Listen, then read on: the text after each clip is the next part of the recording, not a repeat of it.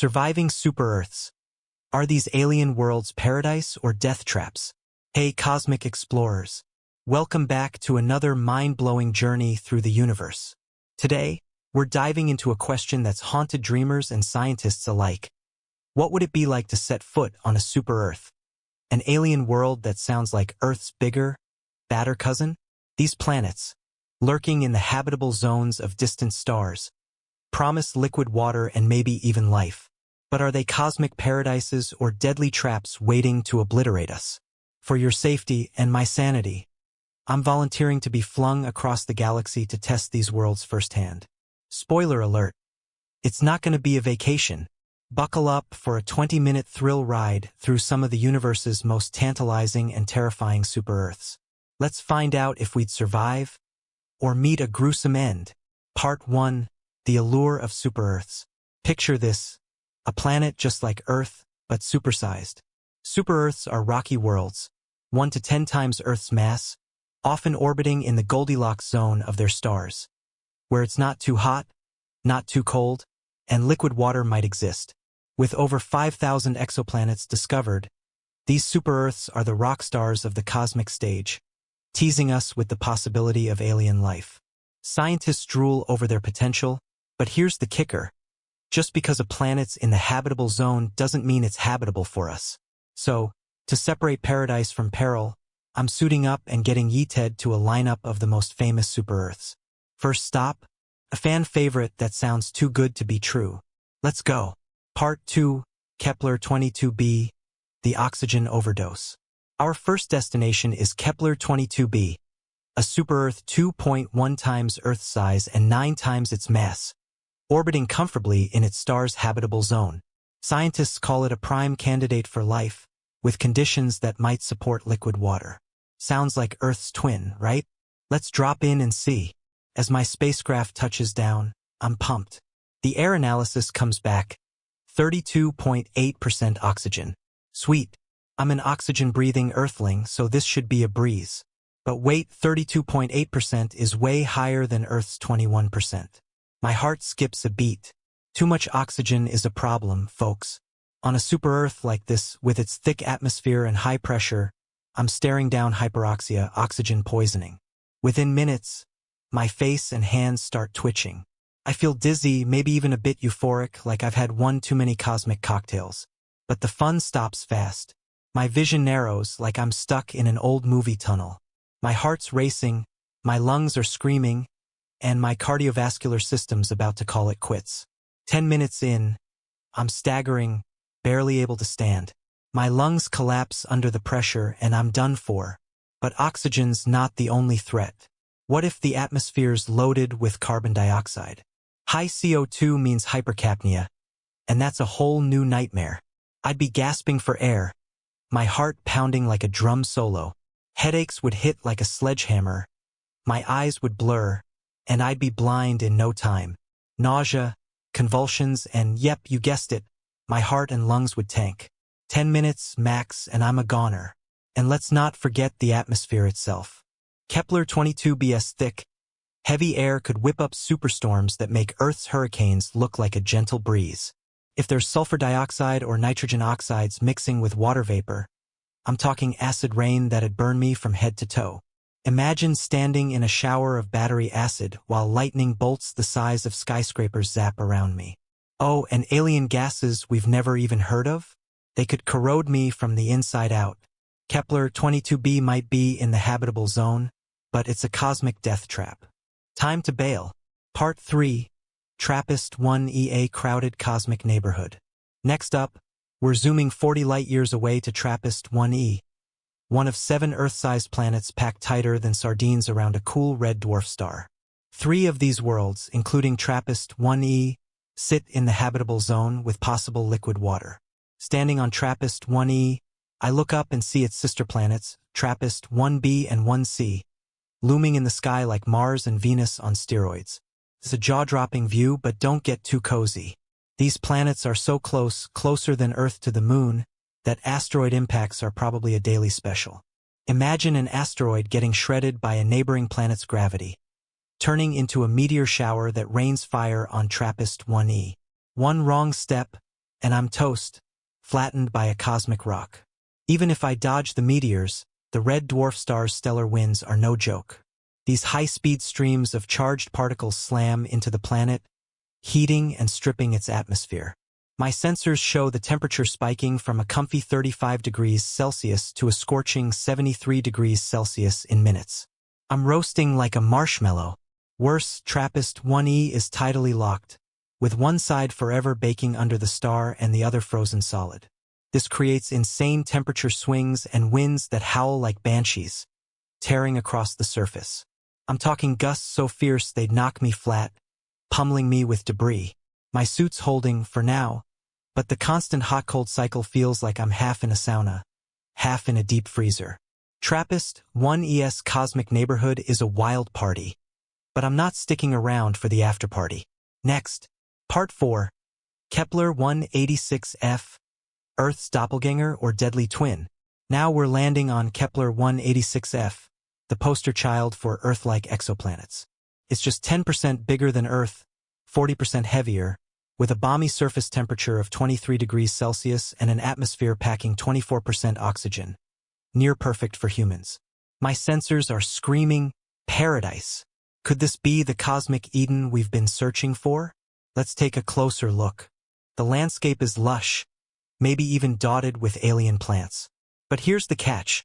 Just because the air's breathable doesn't mean it's safe. What if those plants release toxic spores? One deep breath, and I'm choking on alien pollen that's pure poison to my earthling lungs. My vision blurs, my throat burns, and I'm down for the count before I can say, interstellar botanist. Even if I avoid the killer plants, the weather's a wild card. Kepler-186f's atmosphere could mix with volcanic gases like sulfur dioxide, brewing acid rain that'd melt my suit, and me, faster than a popsicle in a microwave. Picture me admiring the alien scenery when a sudden downpour of sulfuric acid drenches me from head to toe. The burning sensation's worse than a dip in boiling oil. Kepler-186f might look like Earth's twin, but it's got a sinister side. I'm outta here. Part 5. Proxima Centauri b, the lethal neighbor. Next, we're visiting our closest cosmic neighbor, Proxima Centauri b, just 4.24 light-years away, orbiting the red dwarf Proxima Centauri. It's in the habitable zone, so maybe it's a friendly place to crash? Nope. This planet's a death sentence wrapped in a pretty package. Proxima Centauri is a flare-happy star, spitting out stellar flares 100 times stronger than the sun's. In 2019, astronomers caught one flare that boosted the star's brightness 14,000 times in just 7 seconds. Standing on Proxima b, I'm hit with 51 sieverts of radiation, enough to scramble my DNA in seconds. My body's a mess. Bone marrow shuts down, my digestive system collapses, my brain swells with fluid, and my heart gives out. It's a full-body meltdown, and my radiation detector's screaming game over. If that's not bad enough, Proxima b is tidally locked, with one side scorching and the other frozen. Winds clocking 75 kilometers per hour roar across the surface, kicking up rocks that'd punch holes through my suit. The planet's thin atmosphere offers zero protection from radiation or micrometeorites. Proxima b's the neighbor from hell, and I'm not sticking around to borrow a cup of cosmic sugar. Let's move on. Part 6. Kepler-452b, the ancient Earth. Now we're touching down on Kepler-452b, a super-Earth 60% larger than ours and 1.5 billion years older. Think of it as Earth's grizzled grandparent. Its age and size suggest life here, if it exists, has evolved to be tough as nails, built to handle higher gravity and intense sunlight. But that's not good news for me. If I run into alien life, it might be giant carnivorous plants that see me as a tasty snack. Imagine a Venus flytrap the size of a house snapping me up before I can blink. Even if I dodge the flora, geological activity is a big red flag. Kepler-452b could rumble with earthquakes that split the ground beneath my feet. 1 minute I'm exploring, the next I'm swallowed by a chasm or buried in a landslide. Unlike Earth, where I can hide under a desk, here there's nowhere to run. Kepler-452b's a hardcore survival challenge, and I'm not feeling like a winner. Next stop, please. Part 7, 55 Cancri e, the Diamond Inferno. Brace yourselves for 55 Cancri E, a rocky super-Earth so close to its star 2.2 million kilometers that it's a literal hellscape. Tidally locked, its dayside hits 2,400 degrees Celsius, hot enough to melt rock into rivers of magma. The atmosphere, a choking mix of silicon dioxide and carbon compounds. Oh, and get this, scientists think a third of this planet's mass might be pure diamond. A diamond planet. Sounds like a jackpot, right? Wrong. Step 1 foot on 55 Cancri E and I'm toast, literally. The heat would melt my suit, my body, everything, in slow-motion agony. I'd be swimming in magma, feeling every second of the burn. Compare that to Venus, our solar system's hottest planet at 464 degrees Celsius. 55 Cancri E is 5 times hotter. Diamonds or not, this place is a no-go. I'm not signing up for a lava bath today. Part 8. LHS 3844b. The Naked Nightmare. Our final stop is LHS 3844b. A barren, tidally locked rock hugging its star. The dayside sizzles at 765 degrees Celsius, while the nightside plunges to hundreds of degrees below zero. Worse, it has no atmosphere to speak of, so heat doesn't spread. And there's no shield against the star's relentless radiation. Just like Proxima b, I'm blasted with a lethal dose that fries my DNA, shuts down my organs, and sends my suit's radiation meter into meltdown. With no atmosphere, I'm also exposed to micrometeorites and cosmic rays. One tiny rock could puncture my suit, and I'd be done. LHS 3844b is a naked, unforgiving wasteland. A cosmic graveyard where even my gear wouldn't survive. Time to call it quits. Part 9.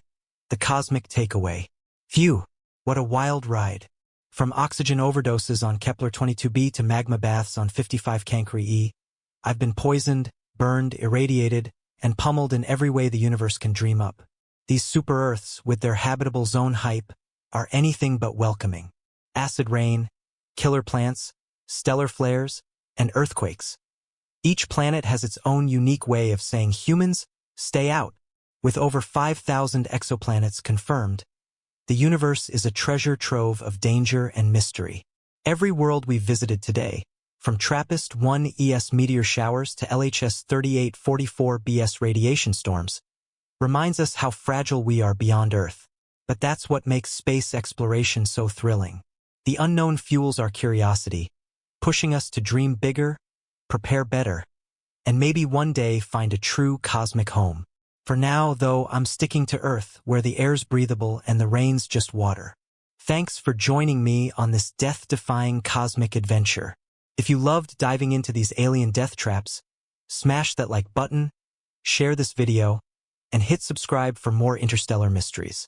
Which super-Earth scared you the most? Or do you think we'll ever find one we can call home? Drop your thoughts in the comments below. Until next time, keep exploring, stay curious, and let's unravel the secrets of the cosmos together.